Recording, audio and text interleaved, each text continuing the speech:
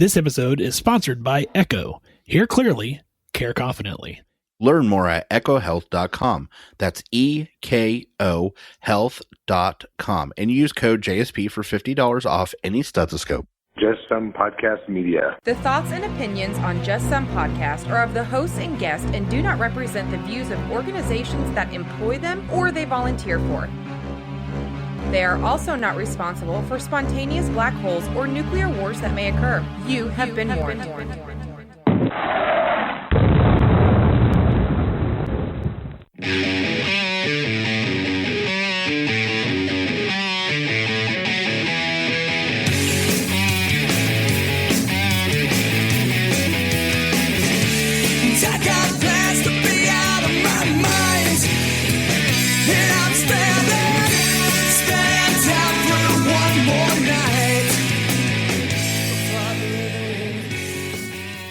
Well, guys, I guess we can get started on our good doctor story. We have a doctor that's actually with us this week. We don't always get to have the subject of our good portion of our podcast, and it's always exciting when we do. And I'm very excited to get to tell you about this person and the research that he's done. It is really amazing, and I think you guys are going to just be really fascinated by him and the book that he's written. This is Dr. Ardavan Aslie. He's a board-certified spine surgeon who received his undergraduate education at the University of California, Berkeley, where he double majored in physiology and genetics, and he earned his MD from New York Medical College, completed his residency at St. Vincent's Hospital in New York City while working with some of the world's most renowned scoliosis surgeons. He received his spine surgery fellowship training at a little school called Harvard University.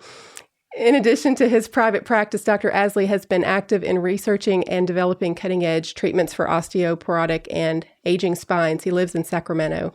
So I am going to welcome him, and then Tom and Ben are going to kind of take over the interview. Welcome, Dr. Aslie. Thank you very much for having me. So, Dr. Aslie, we got to talk a little bit before the show. First of all, thanks for your time. We really appreciate it. We told people about your background, but really the book started off on some things you were noticing going wrong in spine surgeries, and that just wasn't getting corrected. And it started with the pedicle screw. Is that correct? Correct. Okay, so what made you notice it? What was going wrong with it? And how did this all start? Very well. It's actually, to understand it, we got to go back a little bit in time to explain what these pedicle screws are. You know, spine is a mechanical device. It's a bunch of bones that are stacked up on top of each other and separated by these cartilage, we call them discs. Sometimes when there's an injury, accident or so, the disc gets injured and causes pain. So the treatment for that is to remove the disc and turn the two bones into one bone with a surgery we call a fusion surgery. So we started doing these surgeries, let's say in 70s and 80s. The problem with this surgery is that once you take the disc out and what you do, you put some bone graft between the two bones, and you're hoping that this bone graft will turn into one bone. Well, unfortunately, in about 25% of the surgeries, so 75% healed very well, but 25%, this bone graft didn't turn into a solid bone, and we ended up what we call a non-union. So as spine surgery is a subspecialty of orthopedic surgery. Orthopedics are like, I became orthopedic surgeon first, and then I did a fellowship in spine surgery, which was 1 year, and I started practicing as a spine surgeon. So from orthopedic surgery, treating fractures, we knew that the best way of healing the two bones together is to immobilize them together. Right around 1960s, a German team, Swiss-German team, came up with the idea that we screws and plates into the two fracture ends, hold them together, and immobilize them with plates and screws. We call that AO technique, Angostero Osteosynthetica. We call it rigid fixation. And after that, we had great success treating fractures in long bones like arm and leg. Well, we had the success, so we said, okay, we got to do similar thing to spine. Right around 1985, two surgeons in France, they were able to somehow find the anatomy that they can insert large screw. It's like a really big bolt from back to the front into the vertebral body. And the vertebra is a basically spine bone. We call it vertebrae. So you could insert these large screws from back to front, one on each side. And these screws have a tulip that can accept a rod. So if you want to fuse, let's say 3 bones, 2 bones, 3 bones, 4 bones, you put screws in consecutive bones and they all have a tulip and the tulips line up and you put a rod and basically you connect these screws together and you immobilize that section. So when these screws came out, it got presented in 1985 to American Academy of Orthopedic Surgeons. Once we saw that, we were like, this is what we've been waiting for. So from that point on, we started using these screws. Problem is that initially, right around early 1990s, we did not have very good results. There were actually, at some point, there were about 7,000 lawsuits against the manufacturer of these screws, a company called Sophomore Organic, which became Medtronic, and another company. So, and at this point, the spine surgery was divided because spine surgery is a subspecialty of neurosurgery and orthopedic surgery. So orthopedic surgeons were saying, oh, we got to use these screws, they're great. But the neurosurgeons were saying, what are you guys doing here? So when all of this was going on, and the lawyers, not only they sued the manufacturer, but actually they sued the doctors too. They sued, at some point, there were about 500 lawsuits against North American Spine Society and American Academy of Orthopedic Surgeons. So not only they sued the manufacturer, but they sued the doctors too. So as this was going on, and there was a Senate investigation at this time to use of these screws, a doctor named Dr. Zdeblik from Wisconsin, he's the head of orthopedic spine division in University of Wisconsin right now. He published a paper saying that these screws work beautifully. They are absolutely awesome. They increase fusion rate and they improve outcome. So this paper got published in 1993 in Spine Journal. Once this paper got published, 2 things happened. One, spine surgeons started saying like, see, we knew this was good. So the use of screws skyrocketed and the use of screws became standard of care. And 2, the second thing happened is that these lawsuits disappeared for lack of evidence. And actually this paper was a good chunk of it. Everybody kept pointing to this paper. So we started using these screws. Then I came along, and we noticed that the problem is that around late 1990s and early 2000s, 6 papers came out, 6 papers, multinational, multi-center. They looked at these screws and they evaluated them. All 6, they said that these screws don't work. They do not increase fusion rate and they do not improve outcome. If anything, they cause increased operation time and increased blood loss. So once we saw that, we didn't know what to do with it. And we kept going, we kept continuing.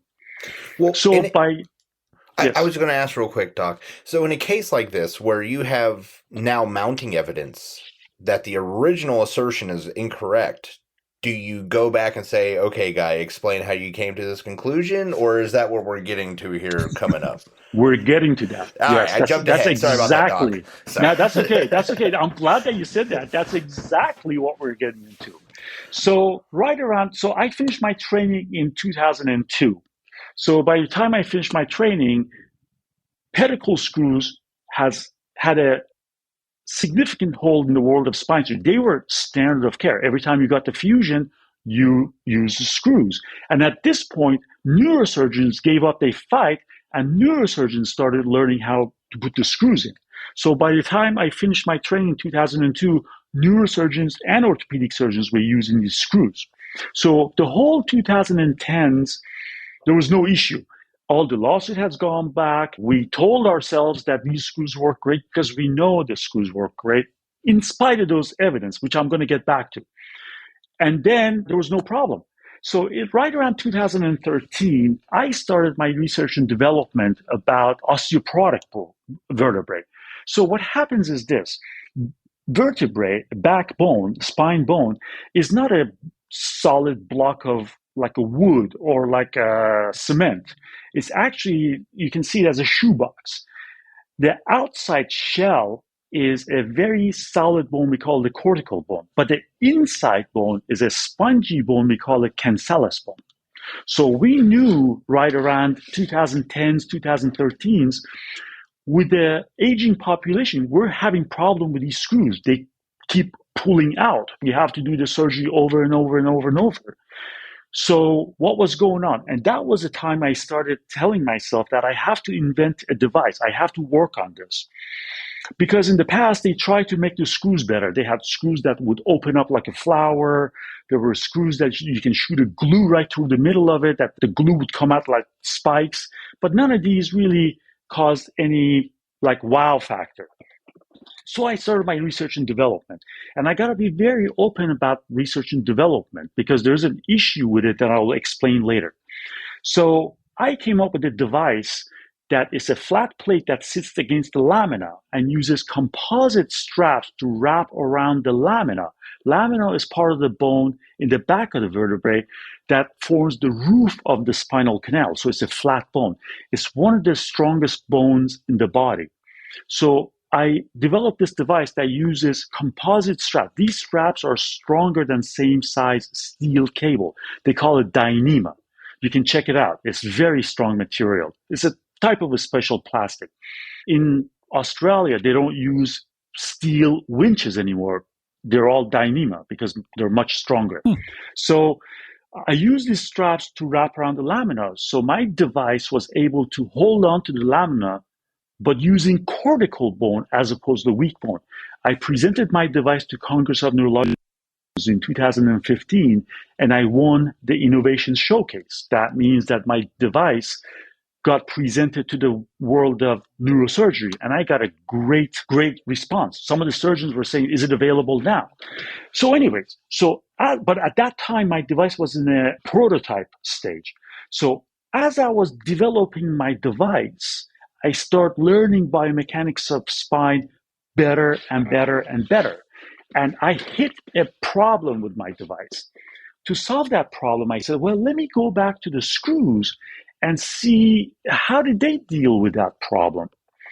That's when I started doing research and going into the literature and to try to find out, try to better my device. What I found out was scary. I mean, just flat out scary. I found out that majority of the, not just majority, great majority of the papers that has been published say that this stuff doesn't work. And I actually confronted those professors and they said, yeah, we know, we haven't been able to show. And they all said the same thing to me. They said, we understand, we know that we have not been able to show that these screws work with research, but we will in the future. Don't worry about it. That's exactly what I got from them. Wow. From every one of them.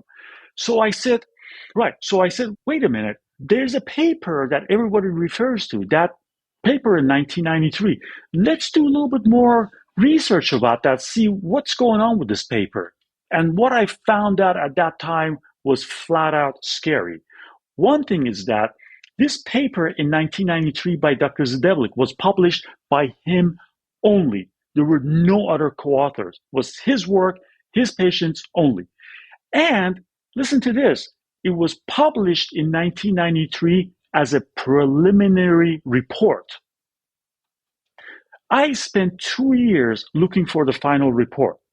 I was in a spine conference in 2016, and I talked to one of these leaders of the field. I said, where is this final report? He said, it doesn't exist. That study was abandoned in the middle. It was never finished. Wow. I was like, oh my God, wait, just when you think things cannot get worse, it gets 10 times worse.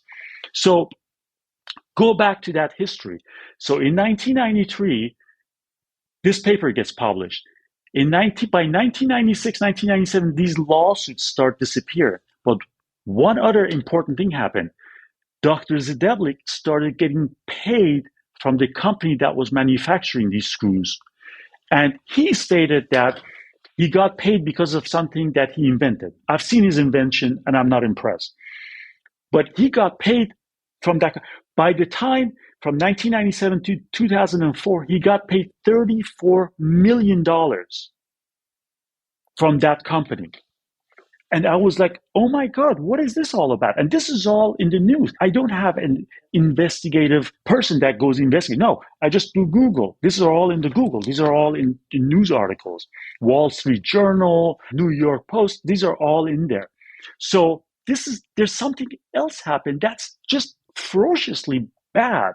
So the same company, Medtronic, put Dr. Zdeblik in charge of another study, very important study. This study was about a bone graft substitute, we call BMP. Long story short, this time, Dr. Zdeblik got caught falsifying his results.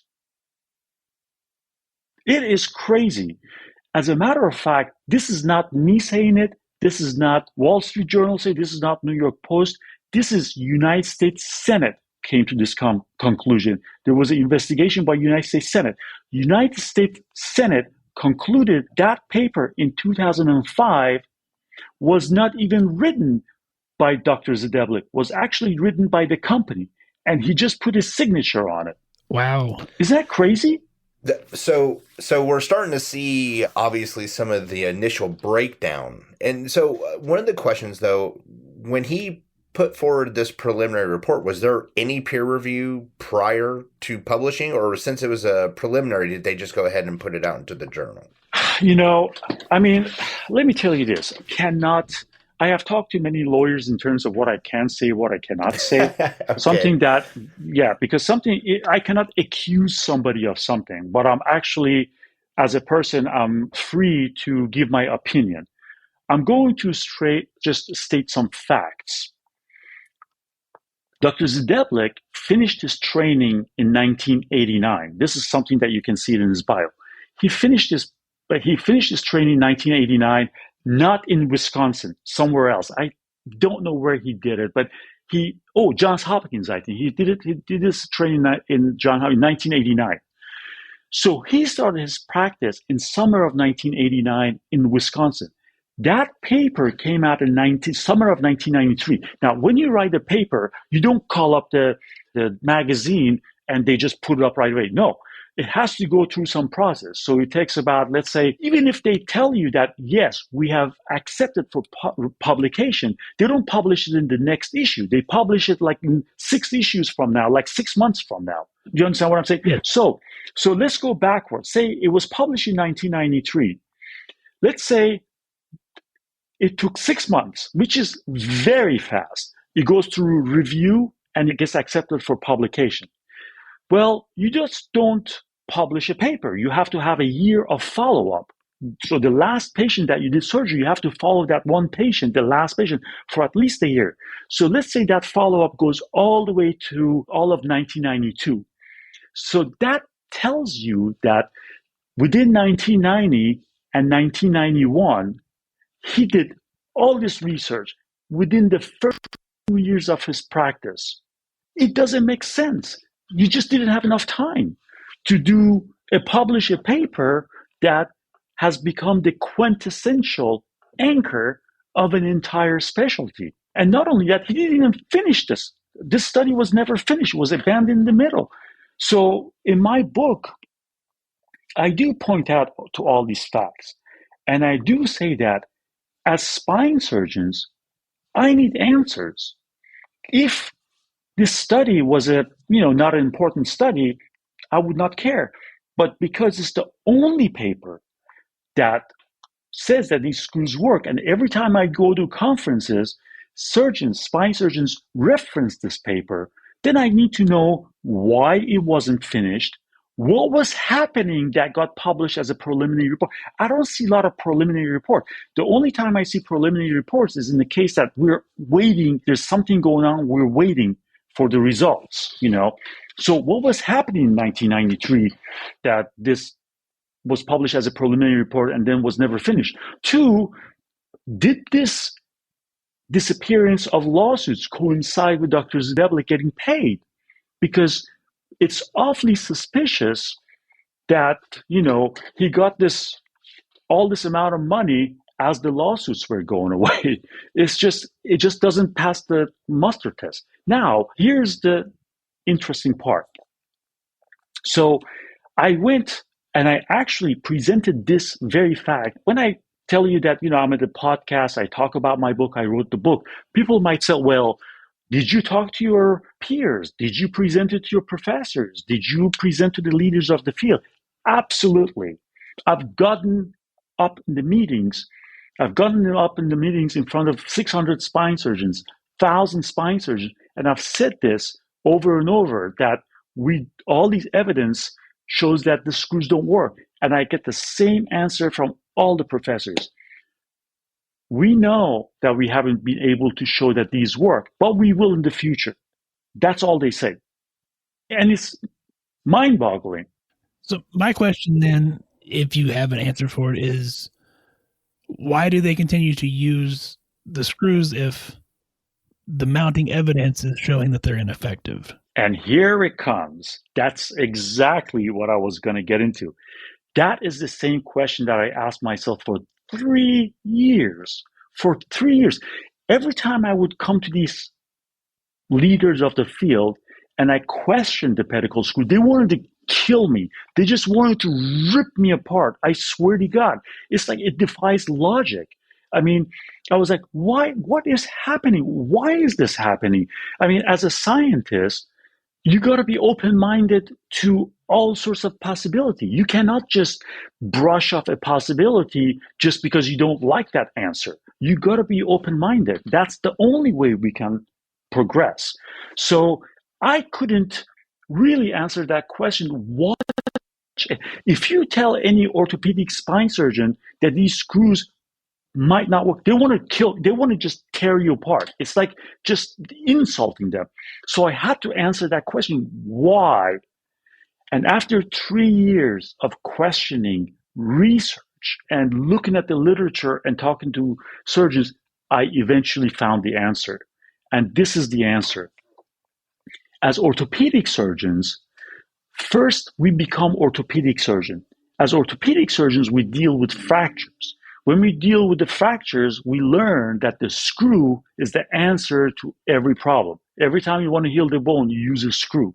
This gets hammered in our head for 5 years that the answer to any problem is a screw. Well, we get trained, we become orthopedic surgeons, then we become spine surgeons. So we apply everything that we learned in the world of spine surgery to spine. And that's what's been happening. And that's exactly what my book is all about. What my book is all about and says that it's not like a big controversy. It's not this all of us, me included, leaders of the field, has sold our specialty to the highest bidder, to these manufacturing companies. It's not that. Problem is, spine surgery from the beginning was never meant to be a subspecialty of orthopedic surgery. What we learned and what we applied to spine surgery from orthopedic surgery, we should have never done that. Spine surgery is too complex to be a subspecialty of orthopedic surgery. As a matter of fact, in my book, I explain that if you want to go from orthopedic surgery to spine surgery, you got to unlearn what you learned and relearn new technique. The way I explain it is this. Let's say Newtonian physics. Newtonian physics. If you want to build a building, you can use that using Newtonian physics, Newtonian principles. But if you want to build a laser or send a rocket to the moon, you have to use quantum physics. You have to use a completely different medium and language. That's what we should do. We should just forget about what we learned in orthopedic surgery and we develop new principles and laws for spine surgery. For example, I'll give you an example. This is very important for my patients to understand. The concept of rigid fixation that we carried over from orthopedic surgery to spine surgery, The concept of rigid fixation works very well in orthopedic surgery for one important reason. Why? Let's say you have a fracture in the arm and the leg that you fix it with screws and rod, but you're not too happy. It's kind of a weak. Then you have the option of eliminating gravity. So in the arm, of course, you have a sling. In the leg, you put the patient on crutches. Well, in spine surgery, you cannot eliminate gravity. You cannot put the patient on a sling. You cannot suspend him in the air for 3-4 months. So you cannot eliminate the gravity. That means that whatever the device you have has to somehow counter these gravitational forces. Every time you get up, you're stressing that. Every time you bend forward a little bit, you stress that construct. Every time you might be falling, you stress. So the concept is this. It's no different than building a building in an earthquake zone.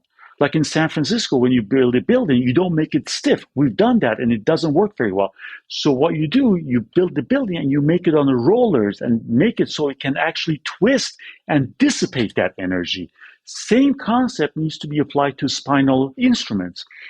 I call it, you talk about rigid fixation.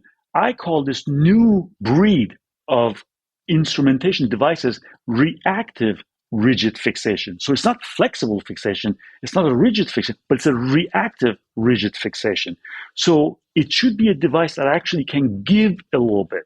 So if the patient kind of falls down or something like twists, wrong way, the screws don't cut out and everything fail. It could actually bend a little bit, dissipate the energy, and go back to its original position. So that way, you don't have like just this crazy, huge screws coming off and the whole thing is just gone, basically. So that is the concept that I say. When we transition from orthopedic surgery to spine surgery, our whole mindset must change completely. As a matter of fact, I explained in my book is that, orthopedic surgery, I hate to say this, but I have to say to catch people's attention, orthopedic surgery has turned spine surgery into the biggest scam in the history of medicine, according to our literature. Tom, I know you're still using that Echo Littmann Core digital stethoscope, aren't you? Every day. As a matter of fact, we had a new provider start in our office. I let them listen to it, and they have already said they were going to be buying one. So it is truly an amazing piece of equipment. You only got to listen to it once. And, normally we hit on the 40-time amplification, the noise cancellation, all that stuff, which is vitally important for this thing. But I want people to know if they buy that Echo Core digital stethoscope, that is coming on a high-quality piece of equipment. That's a Littmann Cardiology 4 that they're putting that Echo device on. So this is not just that $20 dollar store stethoscope that they're throwing this better piece of equipment on. Yeah, so you're starting with high-quality product, and then you're making it that much better. Yeah, so make sure you go check out the Littmann Core digital stethoscope at Echo. If you want to find out more from them, you can check them out. It's echohealth.com. It's ekohealth.com. If you use code JSP, it gives you $50 off your order and lets them know that we sent you. Ben, have you been having any pain? Actually last night while we were recording, I had some sciatic flare-up while I was sitting here, and so yes. And you know what I used for it when I got done? CBD Stat.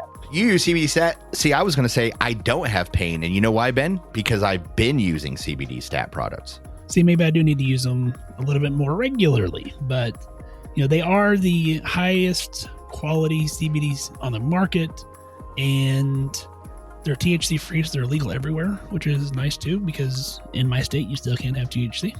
And they know how hard it is to be a healthcare worker, so they want to give you a permanent 40% discount if you're in healthcare.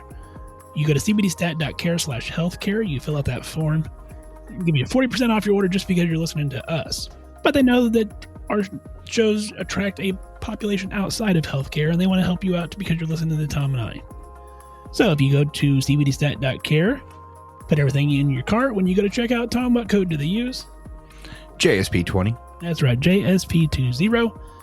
They're going to give you 20% off your order just because you're listening to Tom and I right now. Go check them out, cbdstat.care.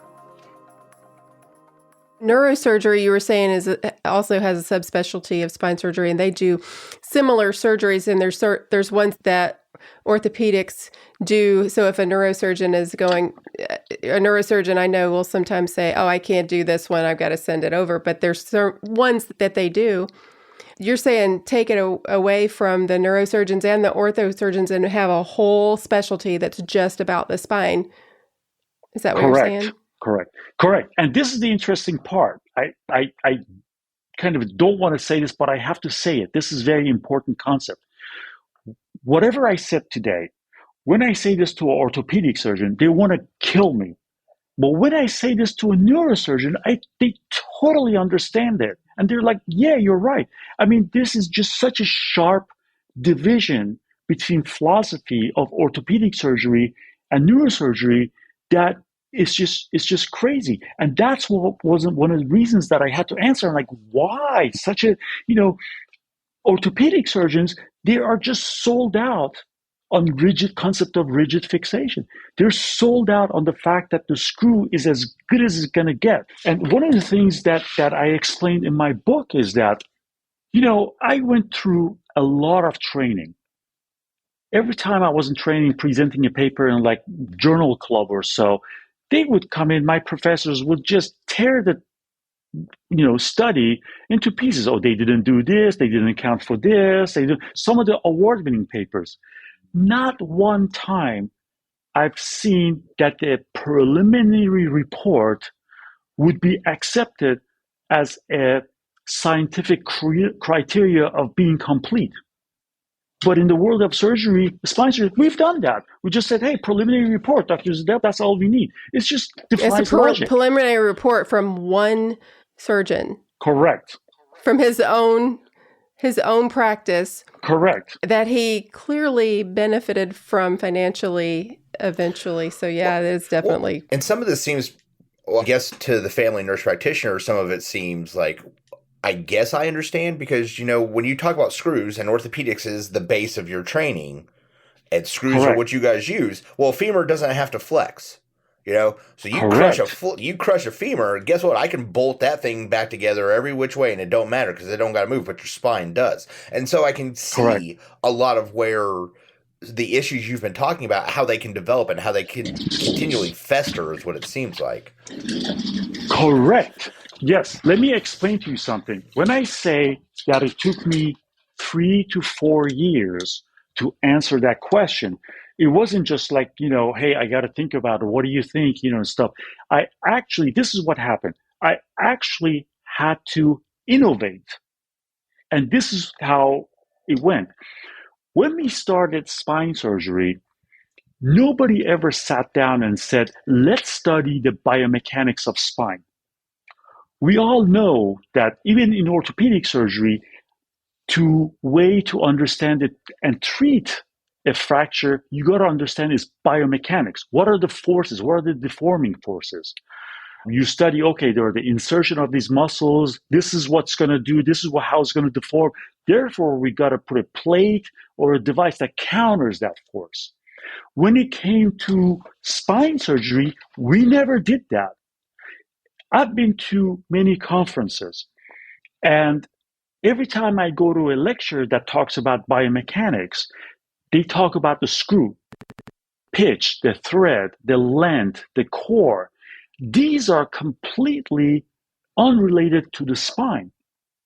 So when I did my research and development, when I looked at the literature, I saw that there's nobody ever sat down and said, what are the deforming forces? What forces are we trying to stop with this instrumentation? And that's what I eventually tried to do and explained in my book. And this is how it goes. I was explaining this to one of my friends, and he looked at me and said, this is like 5th grade physics. This is like very simple. What are you talking about? I said, it's a 5th grade physics after you decipher the whole thing. But it is so complex that it needs to be deciphered. And this is how it goes. I'm going to show you, of course, our listeners, they can't see this, but right now I'm just pointing to a model of a spine it's a glass model that has screws that are inserted. So if you look to the motion of the vertebrae, what you're doing with screws, you're trying to immobilize the spine, right? So What is the motion? What is the way that this bone moves? It doesn't move, it doesn't slide back and forth. It doesn't go up and down. How does it move? It rotates. Every bone, every vertebrae rotates relative to the bone below. And then when they all rotate, that's how the spine kind of flex forward. So the motion is rotation, correct? Okay. So when you put the screw this way, guess what's going to happen? The screw, screw has to deal with the rotational motion. Well, the screw is not made to stop rotational motion. I was 7 years old. I swear to God, I was 7 years old, or maybe even 6, when I realized that if you want to take a screw out, you don't yank on it. You toggle it, and then it will come out easier. And that's what's happening inside the spine. You put the screw in, and you tell it to stop toggle. And not only that, you don't even give him a cortical bone, you give him a cancellous bone. So you tell the screw to do something that's not made for. You give it nothing but a spongy bone. When the papers come back and say it doesn't work, you don't want to listen to it. Because your brain is brainwashed with the knowledge that screw is the answer to everything. I'm not kidding you. It's just crazy. Well, and do you feel, with your experience in medicine, that this is a common issue in medicine, not just in spinal surgery? Like, far too often in healthcare do we tend to latch onto something and forsake the new stuff coming out for the act of forsaking it because it's new. We want to stick with what we know. Is this something that you've seen before? And do you anticipate in your field it improving? Like, do you think spinal surgeons are finally going to go, I see the light? Or do you think they're like the rest of us and you guys are just like, nah, we're going to keep our head buried in the sand. That's where we like it. It's warm. So I have to answer that question in multiple layers. And one is this. As I explained, between the neurosurgeons or orthopedic surgeons, it's the orthopedic surgeons that I can't get through to them. Neurosurgeons are very well accepted. As a matter of fact, my device won the Innovation Showcase in Congress of Neurological Surgeons. I presented my device to the American Academy of Orthopedic Surgeons, which is an orthopedic-based thing, and they didn't even consider it. That just tells you right there. So, and it's not just that. When I show these to an orthopedic surgeon and I say that my device uses a strap and is stronger than a screw, they look at me and it's like, are you kidding me? I mean, that's like the dumbest thing we've ever heard. You're saying that your device that uses a strap is as strong as a screw? That's what they tell me. I swear to God, they cannot just go back. And my argument is very simple. I say, look, you can make the screw as strong as it can hold this building. But if you put it into junk, you got junk. My device may be not as strong as a screw, but it's hold on to the part of the vertebrae that as one of the strongest bones in the body. The neurosurgeons can understand, orthopedic surgeons not. So that's one layer of what I explained. So even in the world of spine surgery, there's that dichotomy between neurosurgeons and orthopedic surgeons. 2, when I started my research and development, somebody gave me an advice. And it's nothing bad. To be honest, I'm not bad-mouthing my own kind, the orthopedic surgeon. Because after all, we are very, we are successful. To get into orthopedic surgery or neurosurgery, you got to do very well in medical school. To get into medical school, you got to do very well in college. To get into those colleges, you got to do very well in high school. So we are the very successful students. So he told me, he said, your problem is going to be this. Neurosurgeons or spine surgeons' attitude is that if I'm not the one that invented this, then it must be junk. That sounds like something I can hear a neurosurgeon saying. Yeah. There you go. Right. But there's another layer that I want to discuss with you. And this happens in medicine all the time. A company comes up with a product. They approach a surgeon that's always a very famous surgeon. They're not going to approach some not famous surgeons. They want famous surgeons. So they approach a famous surgeon. Well, guess what? At that point, that famous surgeon starts writing articles that are favorable to that product. And then when we use it, and then 10 years later, we find that the product didn't work, nobody says anything. They just move on to the next product. And in my book, I say that, wait a minute, there should be some accountability. The CEO of that company, they have one goal only, to make money for the company. That's it. Yeah.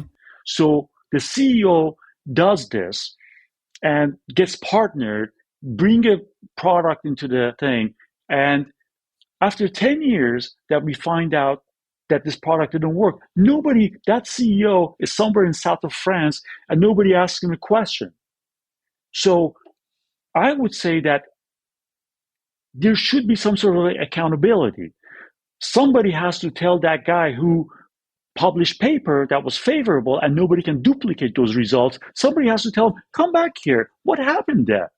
I mean, if you are a professor, if you are a scientist, you got to be impartial. And, it's just unfortunate. I got to say that I'm just embarrassed that we have not done that job.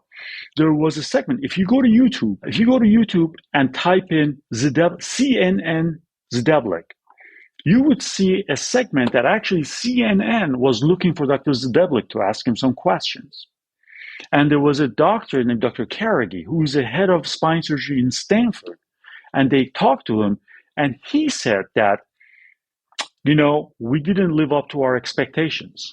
I'm going to tell you something that's going to be very shocking, okay? This is very shocking when I saw it. So when I say all of these things, it's not just me. A good chunk of the spine surgeons actually agree with me. They just don't know what is happening and what the answer is. About 2020, February, March of 2020, I walked into my office. I get the Spine Journal. This time, the first article caught my attention. And the title was this: Undisclosed conflict of interest is prevalent in spine literature. This is our journal. What does that mean? That means our data is tainted. That's our journalist saying. It's just crazy. I mean, I just can't believe that we have to deal with this and nobody says anything. Well, it seems like one person has said something. Well, when I found that out, let me tell you, I mean, I went through 5 years to ask that question to myself. One thing, my wife was very unhappy for me to write this book. She was telling me that, you have a good practice, we have a good life, you can just ruin it with this book. And as a matter of fact, I asked myself for 5 years, I said, World of Spine Surgery went through a great trauma in 1990s. I mean, just bad trauma, bad reputation, lawsuits, this and that. With this book, I'm going to be opening those old wounds. Am I doing the right thing? Am I, what am I doing here? Is it the right thing? Because after all, it's all for the patient. It's not about me. It's not about you. It's not about Dr. Zdeblik. It's about patients. It's about the spine surgery as a scientific medical specialty. And I told myself, I said, this just can't happen. You just can't have a unfinished preliminary report be the quintessential anchor of a specialty done by somebody who has been proven by United States Senate that his work is tainted. I mean, you just can't go on like that. So I know, Dr. Aslie, you've mentioned your book several times, and I don't think we've actually said the name of it. We're wrapping up the interview here. So can you tell us the name of your book and where all they can find it at? Yes, the name of the book is Corporate Spine. Corporate Spine.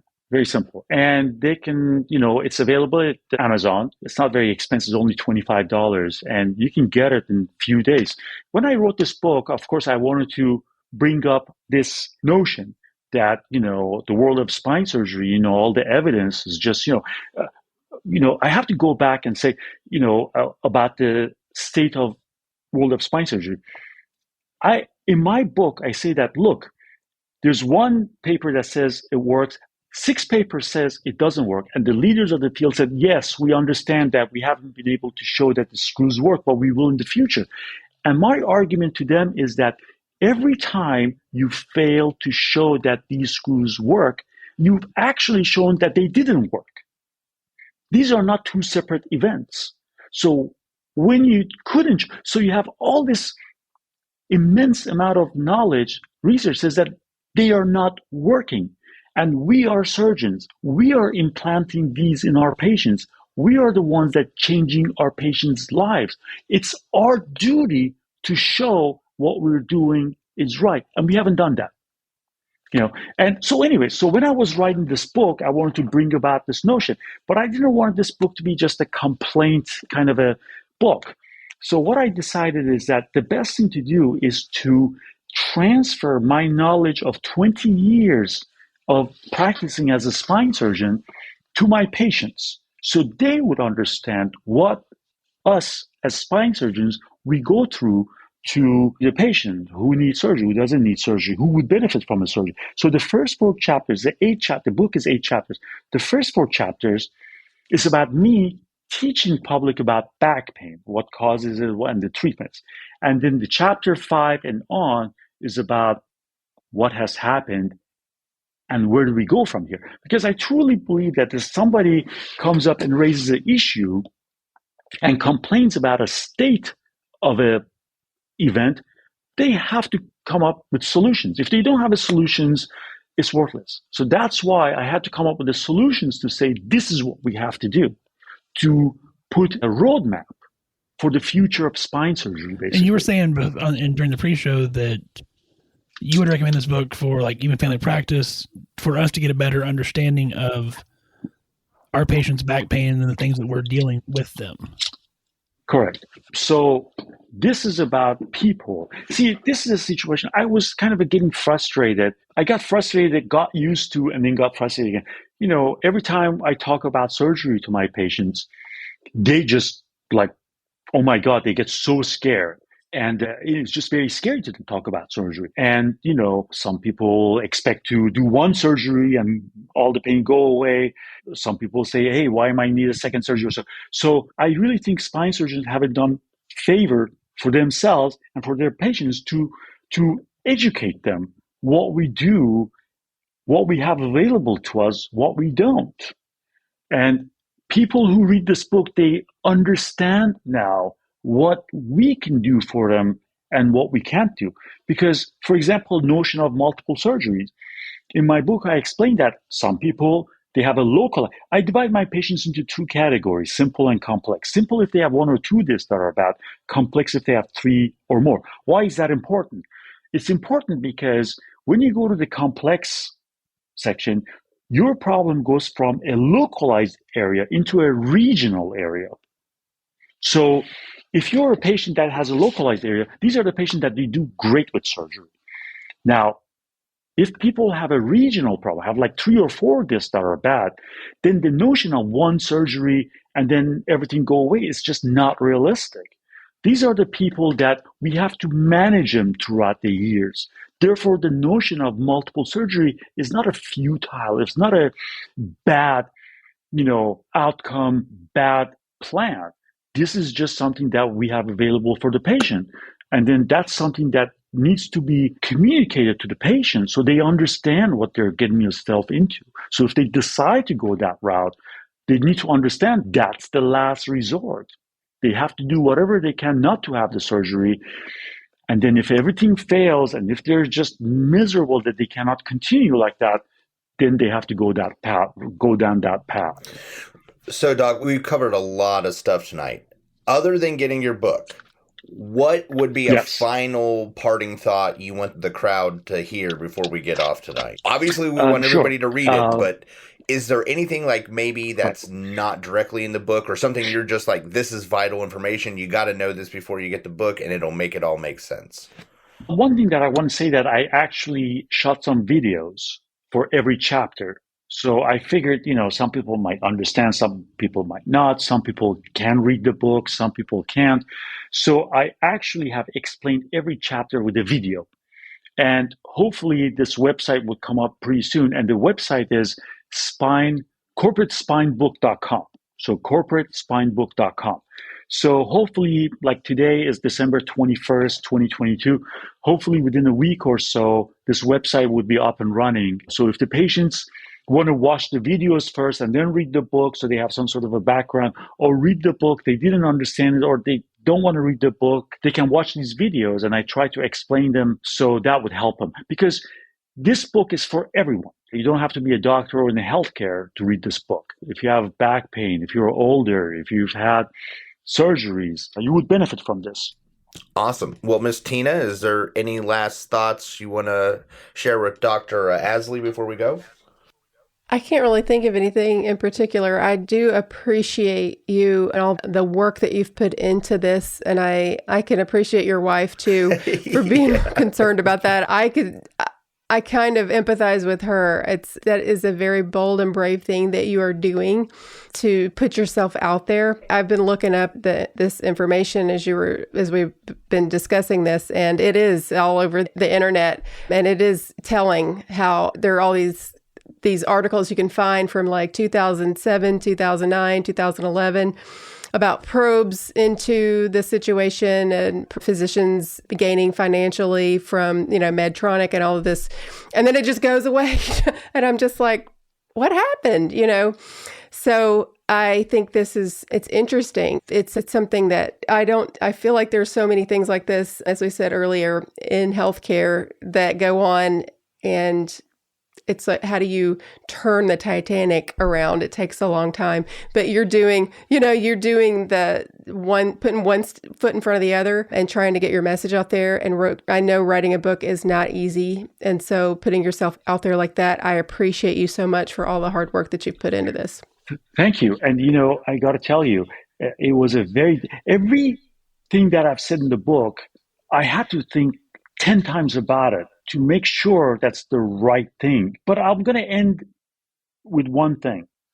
When I say people that, I'm writing a book and this is about the fact that everything we've done so far is wrong, they look at me, it's like, what are you talking about? That'll grab your attention. Yeah.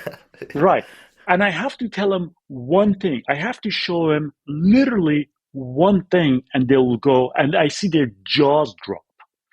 Just do this. Google Zdeblek spine fusion. If you Google right now, Zdeblek spine fusion, you will see that paper by Dr. Zdeblek comes up. If you look at that, you will see that it was published in 1993, okay? If you look at that closely, you will see that's been referenced in 1,100 articles. And you can see that's a preliminary report. How in the world? This paper is the most referenced paper in the entire world of spine surgery. Right now, if you open North American Spine Society website and you look for the section that looks for recommendations, and the section that they talk about use of the screws, they have Dr. Zdeblek's paper as a main reference. And I tell you right now, how in the world a preliminary report can become, and that's been proven, has not been finished, is abandoned in the middle. There's no final report. How in the world a preliminary report has become a quintessential, most referenced paper in any specialty? Well, especially when there's 6 others refuting it. That makes it very, very hard to understand. Multi-center, multinational. Let me tell you a story now. This is an interesting story. This just tells you what I'm dealing with. Okay, so I was in 2016. I was in North American Spine Society. At that time, I was just starting to put the 2 and 2 together. So I was nowhere close to where I am today.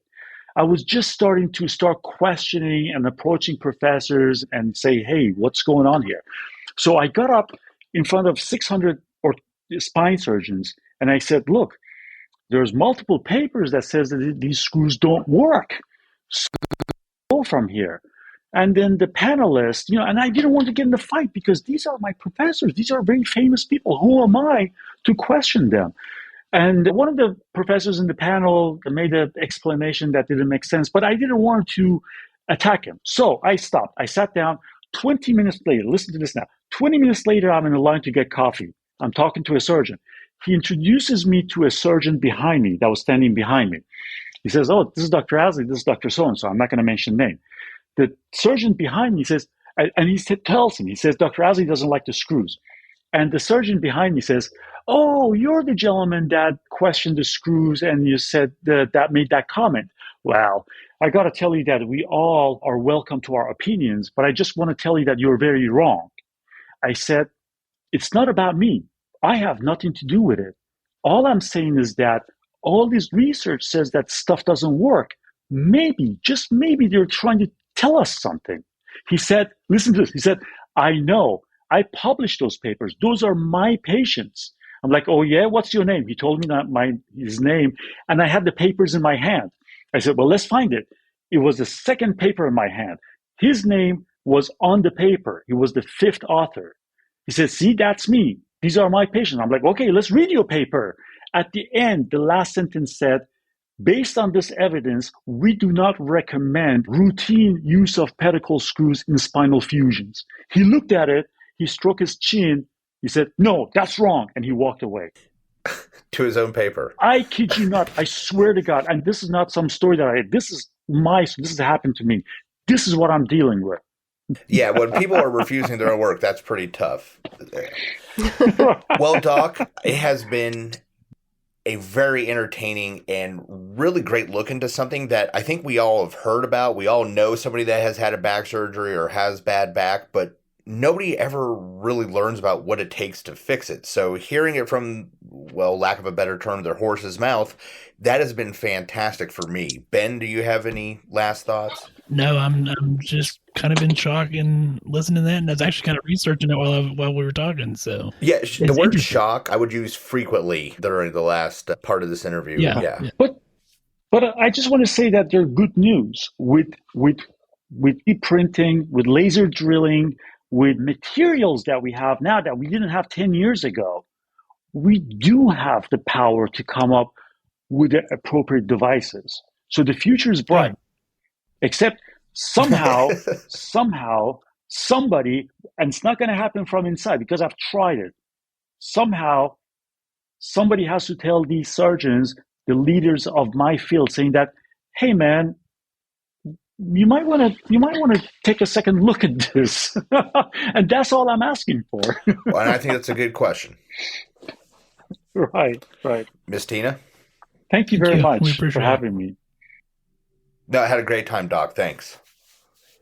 Thank you so much for coming on the podcast and for all of your hard work. And Tom and Ben, remind everybody where they can find you and your podcast. You can find us at justsonpodcast.com. We're on Facebook, Twitter, YouTube, all that good stuff. Our other podcasts will continue to monitor. That's also at justsonpodcast.com. So you can find everything over there. And you can find me at goodnursebadnurse.com, and we're on all social media at goodnursebadnurse. You can email me at tina@goodnursebadnurse.com. And I also want to remind you that even if you're a bad girl or a bad boy, be a good nurse.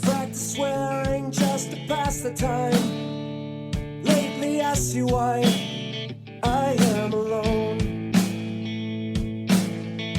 I caught some road rage and I thought of you, and all the many times you say I should have known.